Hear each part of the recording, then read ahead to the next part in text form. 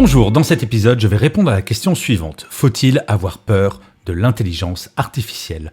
Je suis Gaël Châtelain-Berry, bienvenue sur mon podcast Happy Work, le podcast francophone le plus écouté sur le bien-être au travail. Depuis plusieurs années, l'intelligence artificielle, autrement appelée IA, a connu une croissance exponentielle et s'est imposée comme l'une des technologies les plus disruptives de notre époque. L'IA est utilisée dans de nombreux domaines aujourd'hui, tels que la médecine, la finance, l'agriculture et même l'industrie du divertissement, dont je fais partie d'une certaine manière. Et oui, mes livres, mes romans, mes podcasts pourront-ils être créés par ChatGPT sans même que je n'y jette un œil? Et oui, cette innovation technologique soulève des questions sur son impact sur l'emploi. En effet, certains craignent que l'IA ne supprime des emplois à grande échelle, ce qui pourrait entraîner une instabilité économique et sociale. Il est à noter que ce genre de crainte n'est absolument pas nouveau. Au début du 19e siècle, un mouvement de révolte anglais, qui s'appelait le ludisme, consistait à détruire les machines à tisser qui supprimaient un grand nombre d'emplois à l'époque. La méthode utilisée pour calmer ce mouvement a été de menacer de peine de mort tout participant.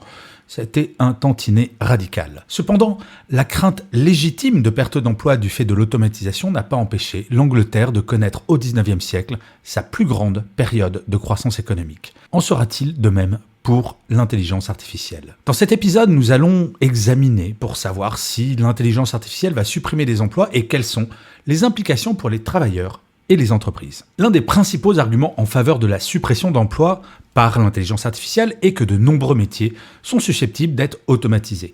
Selon une étude menée par McKinsey, environ la moitié des activités réalisées dans le monde du travail pourraient être automatisées avec les technologies actuelles.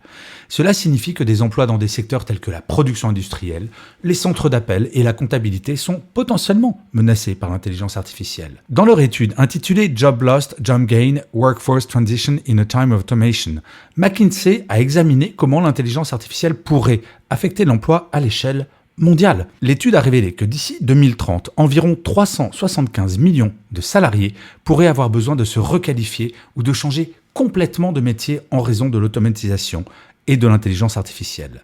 Cela représente environ 14% de la main-d'œuvre mondiale. Les emplois qui sont les plus susceptibles d'être automatisés sont ceux qui impliquent des tâches routinières telles que les emplois dans la production manufacturière, la logistique et les services financiers. Cependant, tous les métiers ne sont pas également vulnérables à l'automatisation.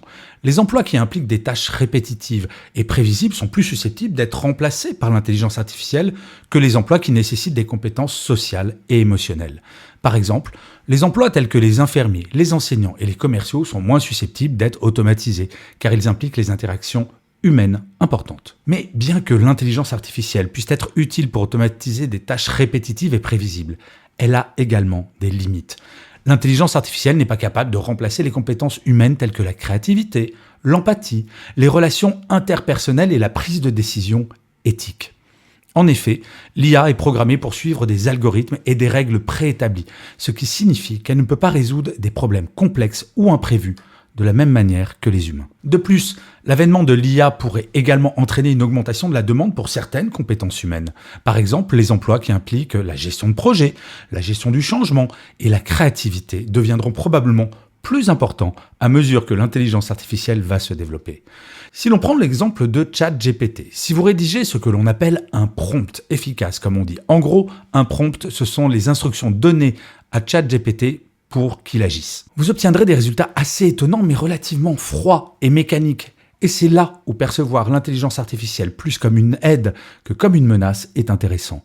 Et d'ailleurs, c'est ce que semblent penser 37% des répondants au sondage que j'ai réalisé sur LinkedIn cette semaine. Il est à noter que dans ce même sondage, vous êtes 23% à ne pas trop savoir quoi penser de l'intelligence artificielle. Et c'est normal, nous ne sommes qu'au début de cette aventure. Alors, il existe plusieurs stratégies que les salariés et les entreprises peuvent adopter pour s'adapter à l'automatisation de l'emploi.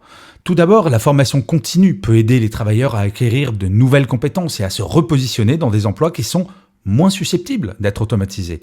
Les entreprises peuvent également encourager la formation continue en montrant comment l'intelligence artificielle peut simplifier le quotidien de certains métiers en supprimant les tâches répétitives. Mais n'oublions surtout pas que l'intelligence peut avant tout faire d'immenses progrès dans certains domaines, comme le médical.